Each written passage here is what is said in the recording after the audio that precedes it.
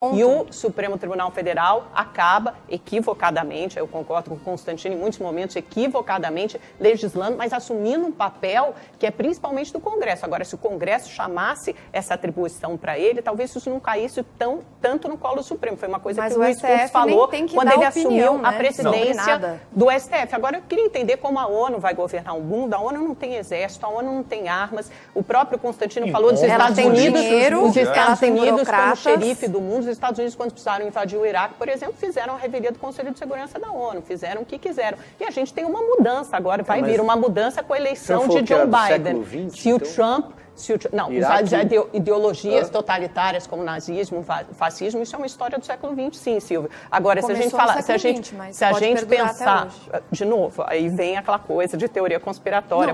O que a gente tem assistido em termos de retrocesso democrático aconteceu nos últimos anos com o avanço de uma onda de direita, de uma onda conservadora de regimes autocráticos. Mas o Constantino está levantando a mão.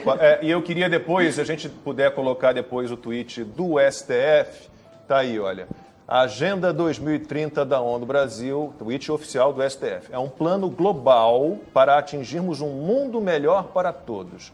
E o STF está junto neste compromisso para promover o Estado de Direito, os direitos humanos e a responsividade das instituições políticas. Rodrigo Constantino, mas o que tem de errado nisso? Não tem que se manifestar. STF não se manifesta.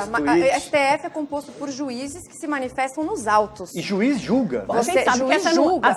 Mas essa é a realidade.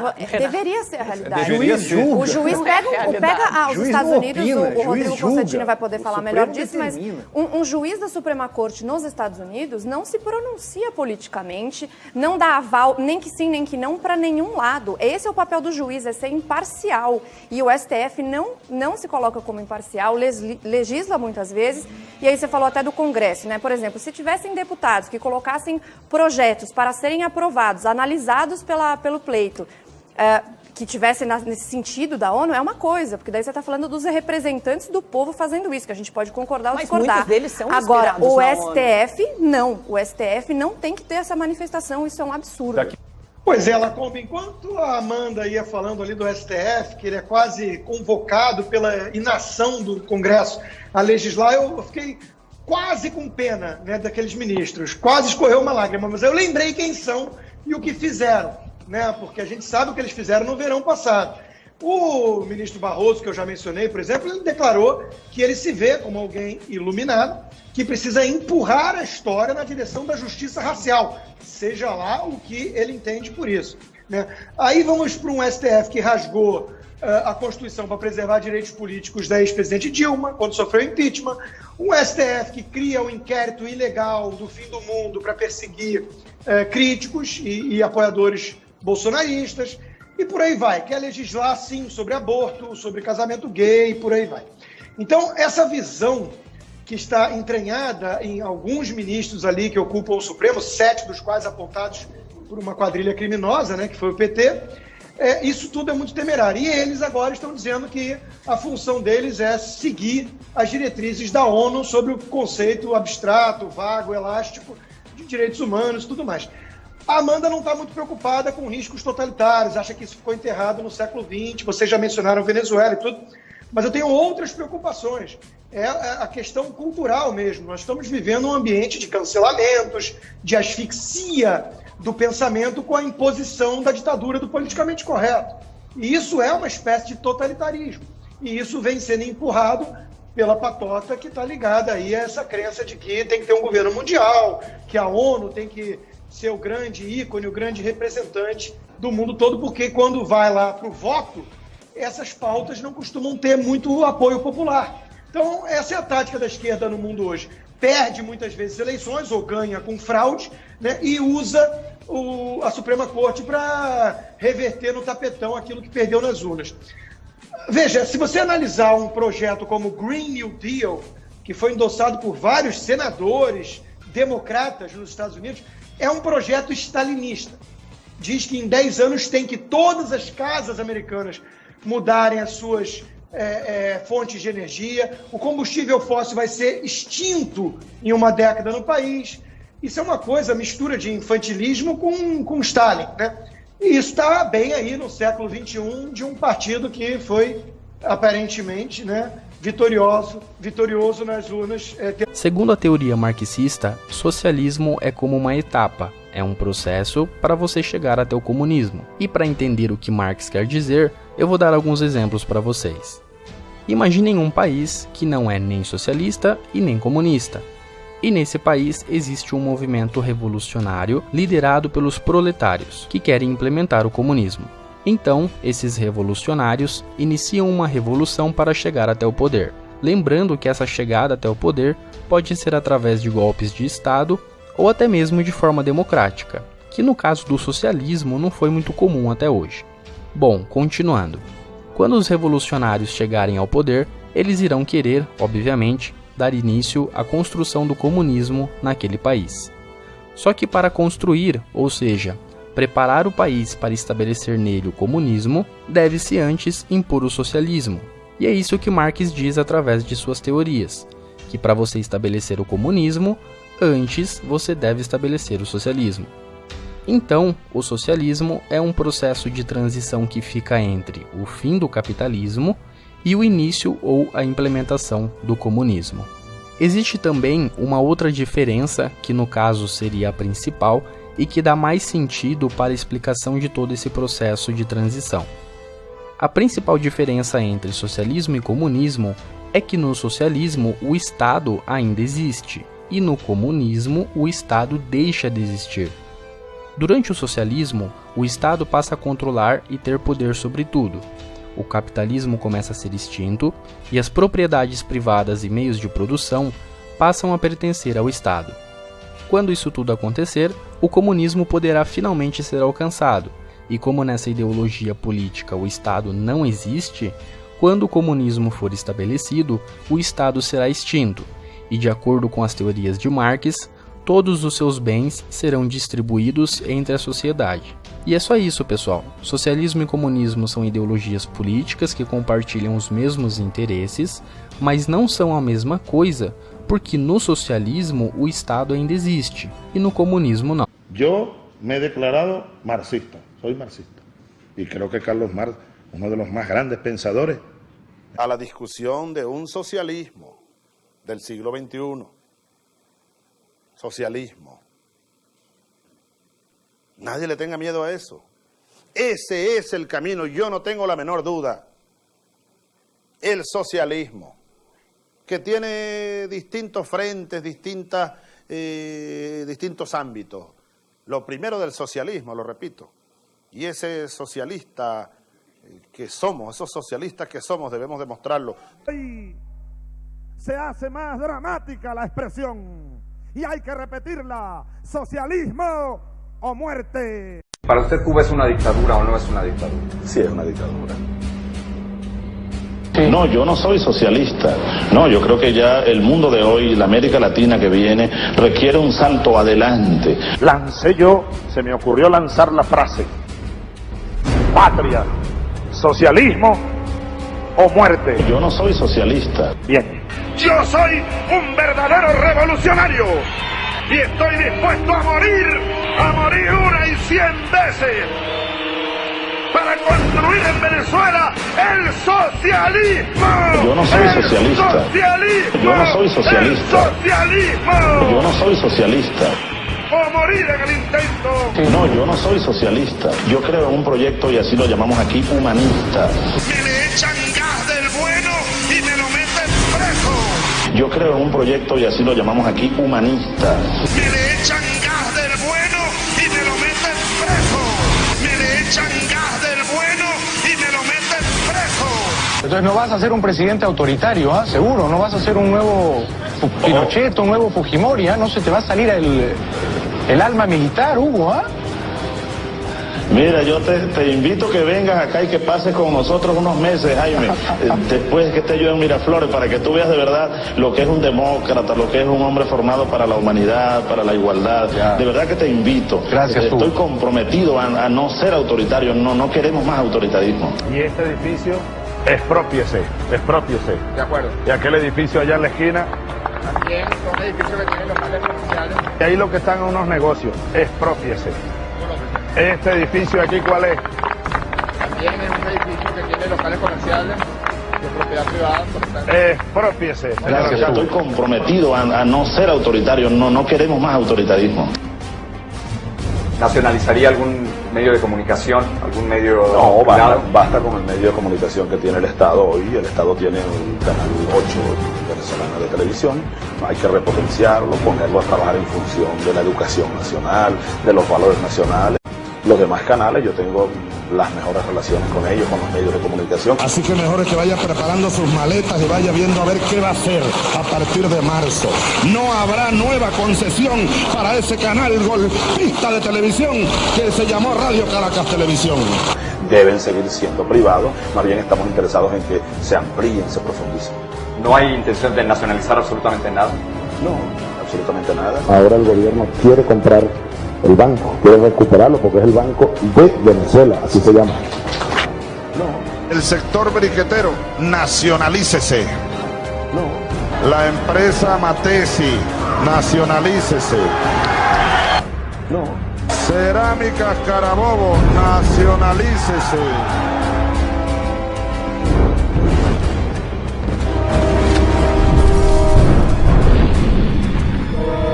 Maduro pidió el apoyo al pueblo venezolano para los próximos comicios del 14 de abril. Yo soy ahorita presidente, porque así lo mandó la Constitución, pero sobre todo porque lo mandó él. Y voy a ser candidato presidencial, y voy a ser presidente de la República, y comandante en jefe de la Fuerza Armada, porque así él me ordenó que lo fuera, y voy a cumplir plenamente sus órdenes. Pero yo necesito el apoyo de un pueblo, necesito el apoyo de las fuerzas revolucionarias, necesito el apoyo de la gente noble de este país. Como ser humano se los digo, porque aquí no hay ni un burgués, ni un hijo de burgués. Aquí no hay un hombre lleno de vanidad ni ambición personal. Aquí hay un hombre del pueblo que un día se sumó a Chávez y aquí está firme con él hasta el último suspiro de la vida que nos toque vivir. Y así lo juro frente a ustedes, los comunistas, hombres y mujeres gloriosas de esta patria de siempre. Bueno, yo quiero felicitar hoy también, queridos camaradas. Hoy se cumple aniversario de la fundación del Partido Comunista de Venezuela. Quiero darle un aplauso, nuestro reconocimiento, felicitación a todos los camaradas. Lucharon, 82 años está cumpliendo, un año más que el Chino Aponte, ¿ves? Apenas un año más que el Chino Aponte. Y el Partido Comunista está hoy por hoy más vital, más fuerte, más luchador que nunca. Hemos culminado una buena noticia. Se concluyó un trabajo perfecto. Y para el 8 de diciembre, las fuerzas patrióticas, revolucionarias y socialistas vamos en alianza perfecta del gran polo patriótico. Por eso yo felicito al Partido Socialista Unido de Venezuela, a las VC en todo el país, al gran polo patriótico. Y hoy, en su aniversario 82, al Partido Comunista de Venezuela por este tremendo logro de la alianza perfecta, unitaria de las fuerzas patrióticas y bolivarianas y socialistas. Semana 35, Colombia. Venezuela hacia una dictadura comunista. Así sí es que se gobierna, papá. Iniciamos las informaciones. El Partido Comunista de Venezuela expresó este lunes su respaldo a la candidatura del presidente Nicolás Maduro a las elecciones del próximo 22 de abril y firmó con el Partido Socialista Unido de Venezuela un acuerdo programático unitario para fortalecer el desarrollo de la revolución bolivariana y el socialismo en el país. El documento contempla 17 puntos para la reivindicación de las luchas sociales, la protección de los trabajadores y la evaluación de acciones sociales, económicas y políticas. El Partido Comunista de Venezuela se fundó el 5 de marzo de 1931 para trabajar por la clase obrera y campesina, basado en los ideales marxista-leninistas. El candidato de las fuerzas revolucionarias, Nicolás Maduro, formalizará este martes su inscripción para medirse en la contienda electoral en busca de la reelección para el periodo presidencial 2019-2025. por este extraordinario documento, que es la primera vez en la historia de la Revolución Bolivariana, en la historia de la relación entre nuestras fuerzas políticas, que se trabaja un documento consensuado e se firma como compromisso. Olá, amigos. Provavelmente vocês têm acompanhado o que tem acontecido atualmente na Venezuela. La capital venezolana amaneció militarizada después de las protestas de ayer en contra del gobierno de Nicolás Maduro. En esta imagen, Basil da Costa es llevado en brazos. Un día antes había escrito en su Facebook la siguiente cita: mamá, me fui a luchar por Venezuela, si no regreso, me iré con ella. Día en el asfalto, con un tiro.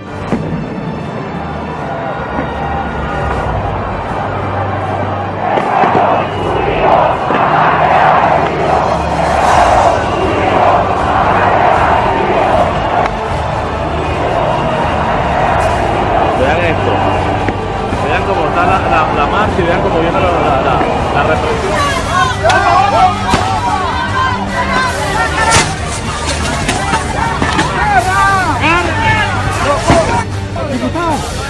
Diputado, cuéntame qué está pasando ahora. Más que claro, aquí estamos los diputados de la Asamblea Nacional, esta es la represión del gobierno. Sin armas, con nuestro rostro descubierto, con nuestro nombre, como un ciudadano más, está la cara de la dictadura de Nicolás Maduro. Elecciones, que son en toda Venezuela, estamos en la calle por elecciones. Esta es la respuesta de Nicolás Maduro. Mas ainda mais impressionante do que isso é o posicionamento da esquerda brasileira. Veja como se comportam deputados do PT e do PSOL diante desses fatos. Fazemos aqui uma saudação muito carinhosa, muito fraterna a vocês, ao povo da Venezuela, a todos aqueles que constroem a Revolução Bolivariana, que o exemplo de Hugo Chávez, que o exemplo de Simão Bolívar venha nos inspirar diariamente e que parcela da população venezuelana, da direita venezuelana, respeite o direito constitucional do presidente Maduro e de todos aqueles que constroem a Venezuela independente das forças hegemônicas internacionais possa prosseguir no seu caminho. Um grande abraço. Estamos juntos com o povo da Venezuela. A luta pela sua soberania. Resistam contra o avanço da direita fascista. Vamos às ruas em defesa do projeto da Revolução Bolivariana. Mais uma vez a gente está assistindo a estratégia de desestabilização de um governo popular. Agora na Venezuela, vimos isso agora recentemente, há um ano atrás aqui no nosso país, o quanto não fez a elite brasileira para que se desorganizasse a economia, para que houvesse aumento da inflação e do desemprego. Por isso, o povo venezuelano está certo em lutar fortemente para defender o que é seu e o seu governo. Pois é mais do que lamentável. E pessoas ainda dizem que o impeachment de Dilma Rousseff não serviu para nada. É para esse caminho que nós caminhamos quando a gente coloca no poder pessoas do PT, do PSOL, do PCdoB, dentre alguns outros partidos de esquerda. Então, a gente não precisa sofrer na pele as consequências de um governo socialista para saber o quanto maléfico que ele é. Hoje em dia, a população na Venezuela está desarmada. As Forças Armadas estão ao lado de Maduro, que inclusive nomeou a esmagadora maioria dos ministros do Supremo Tribunal, que agora caçou os poderes do Legislativo. Sai disso daí, meus caros, é complicadíssimo. Pedir para que Deus os abençoe, e eu acredito que apenas com uma intervenção externa aquele país saia dessa crise, porque democraticamente Maduro não sairá. Um abraço a todos e que Deus proteja aqui o nosso Brasil. A Venezuela vive num governo comunista há 20 anos. Hugo Chávez e Nicolás Maduro, com a ideologia de esquerda, incompetência e corrupção, quebraram o país. A Venezuela tem a maior reserva de petróleo do mundo e, mesmo sentados na riqueza, conseguiram falir o país. Não tem como dar certo fazendo o errado. Ao invés de investir em modernização com os bilhões de dólares arrecadados com o petróleo, a dupla comunista torrou comprando o povo com esmolas em programas sociais irresponsáveis. Não se preocupou com o desenvolvimento industrial e agrícola. Não investiu nem na própria indústria de petróleo, afundadas em má gestão e corrupção. Desde 2016, mais da metade dos poços de petróleo do país foram fechados e a fonte de renda secou. Começou a faltar comida, energia e emprego. Mais da metade da população sobrevive em condições miseráveis. Caracas se tornou a capital mais violenta do mundo. Implantaram a ditadura, prendendo quem se manifestava contra o governo. O exército escolheu o lado errado, ficou contra o povo e a favor da corrupção. Milhões de venezuelanos fugiram do país. O povo acordou e começou a pedir a saída de Maduro. Toda essa bagunça foi aplaudida pelos governos petistas do Brasil, que faziam o mesmo por aqui. Lula e Dilma foram comparsas de Chávez e Maduro. Mandaram cerca de 3 bilhões através do BNDES para o governo comunista venezuelano. Financiaram até obra de metrô. Mesmo com o regime ditador, a Gleisi Hoffmann e o PT continuam apoiando Maduro. Olha só do que nos livramos. Se o PT tivesse ganhado as eleições, o Brasil estaria afundado na mesma lama da Venezuela. Sem meritocracia e com viés de esquerda, não tem país que possa dar certo.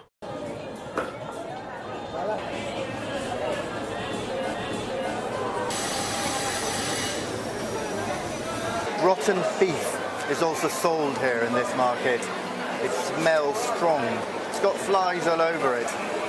Y la gente come, lo compra. Se lo compro porque imagínate que van a hacer lo más barato.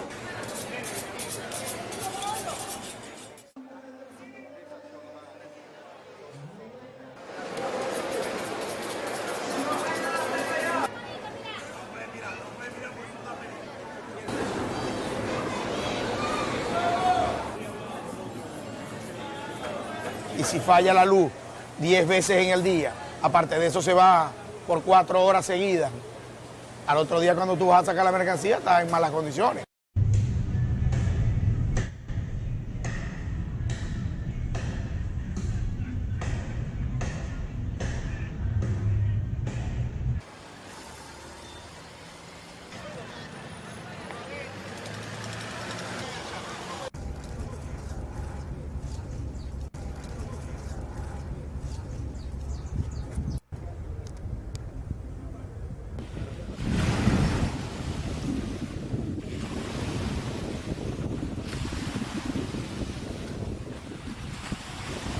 This wealth is almost everywhere. It's under the ground, it's right up to its shores.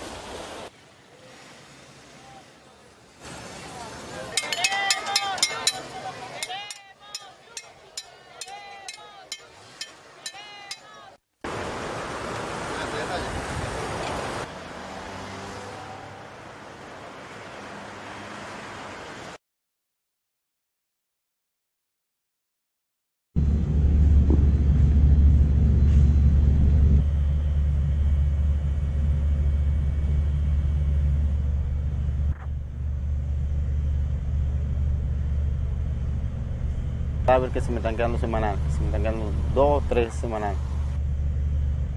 que se me están pudriendo, hasta se me llegan a explotar.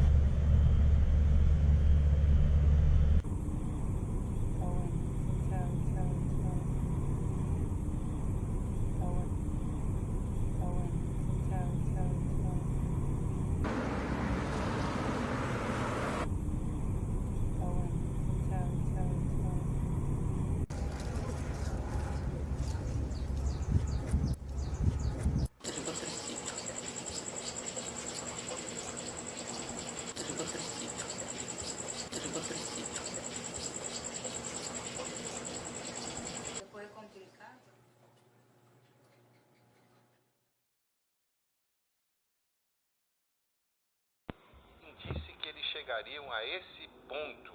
Argentinos estão desenterrando comida estragada para poder ter alimentos.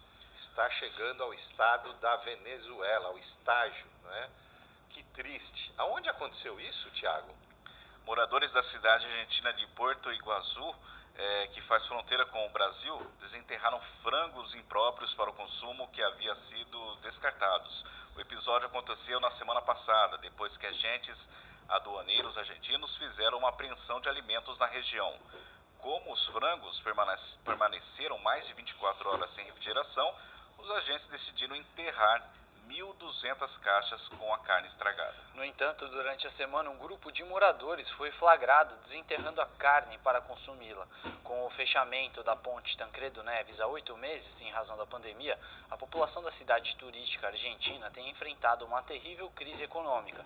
Na verdade, a crise se estende sobre toda a Argentina, em razão das medidas de lockdown impostas pelo governo socialista de Alberto Fernandes. Que tristeza, né? Nosso país vizinho, né? Já foi o país mais próspero da América do Sul. Um dos mais prósperos da América do Sul. Não, chegou a ser o mais próspero, professor. Olha, de fato, eu fico aqui estarrecido como tem gente com a capacidade de defender esse tipo de regime político, né? Que é mais do que um regime político, né? É um modo de vida que é o socialismo, o comunismo. Como pregar isso? Não basta essa situação argentina, outra situação terrível, a da Venezuela. Aliás, tem uma notícia aqui falando sobre isso, né? Notícia que relata o que aconteceu no mês de outubro deste ano na Venezuela. Vamos falar disso também, Tiago? Somente no mês de outubro deste ano foram registrados quase 1.500 manifestações na Venezuela, de acordo com a ONG Observatório Venezuelano de Conflitos Sociais. Os cidadãos do país pedem por serviços básicos, entre eles água potável, condições melhores de trabalho e ainda gás de cozinha. Segundo a organização, dos 1.484 protestos, 1.381 foram por causa da falta de água potável, as frequentes quedas de energia e a alta escassez de gás de cozinha.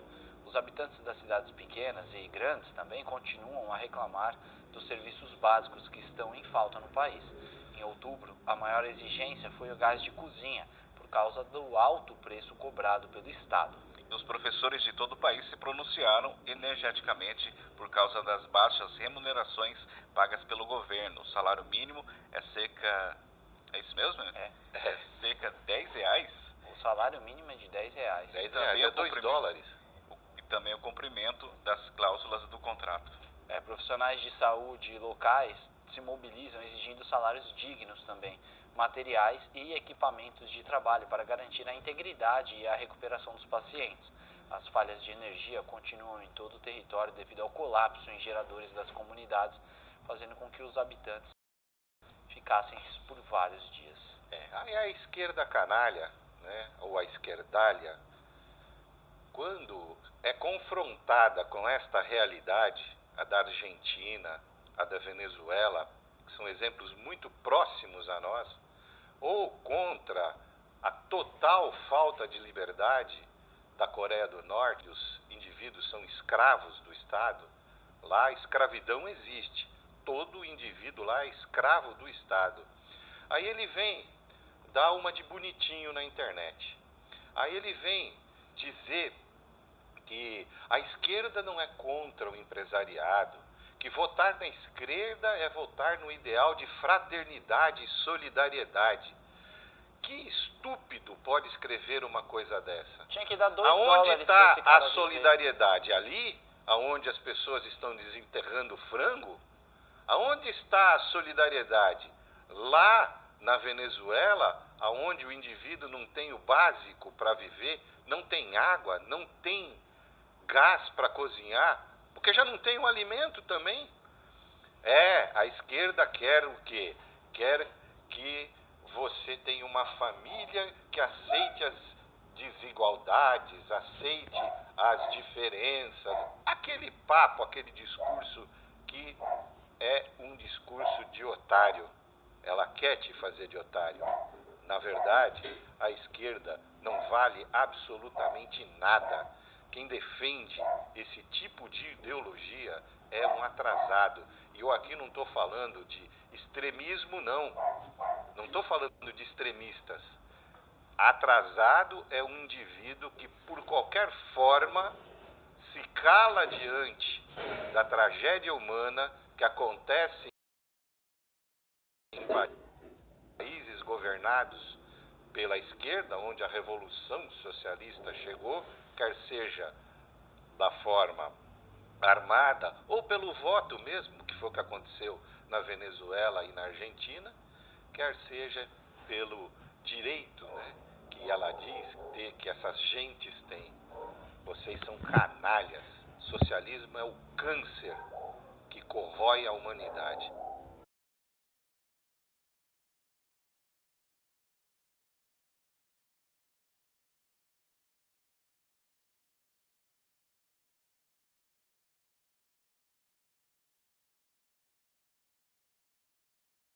En un momento Neuro le está explicando a la chica sobre la entrevista que le va a hacer para ver de verdad sobre la crisis de lo que está pasando en Venezuela. Aquí la chica decidió hablar conmigo, le expliqué que es una entrevista, quiero conocer su situación por todo lo que está pasando, sin ánimo de ofender, ya le expliqué, y bueno, lo que estábamos hablando es bastante duro, voy a hablar con ella. Bueno, cuéntame, ¿qué es lo que haces tú acá? Esperando un cliente. ¿Cómo esperando un cliente? ¿Cómo es eso de esperando un cliente? ¿Cuál es tu trabajo? Me acuesto con ellos. ¿Y qué haces? Estar con ellos, por dinero. Eso que tienes en el banquito, ¿puedo agarrarlo? Sí.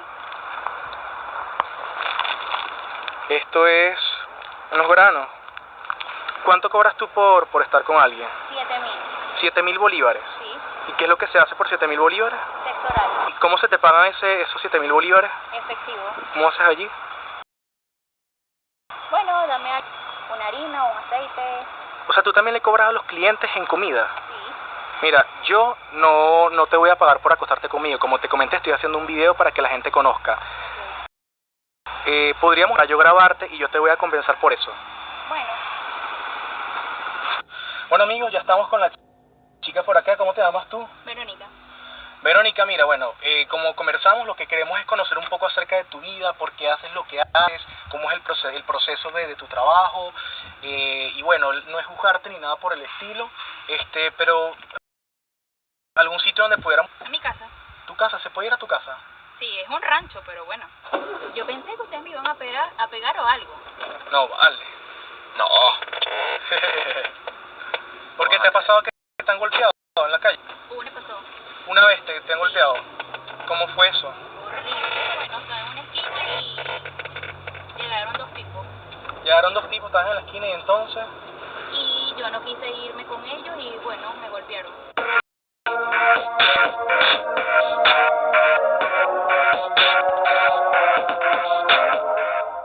Bueno, como pueden ver aquí tienen todos los vidrios rotos.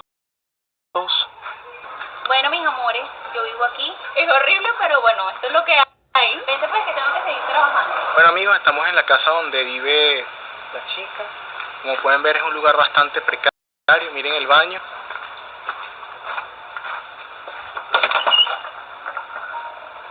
No tengo ni agua, nada. Tengo que agarrar el agua con tobito. Y cuando se fue la luz, bueno, eso fue...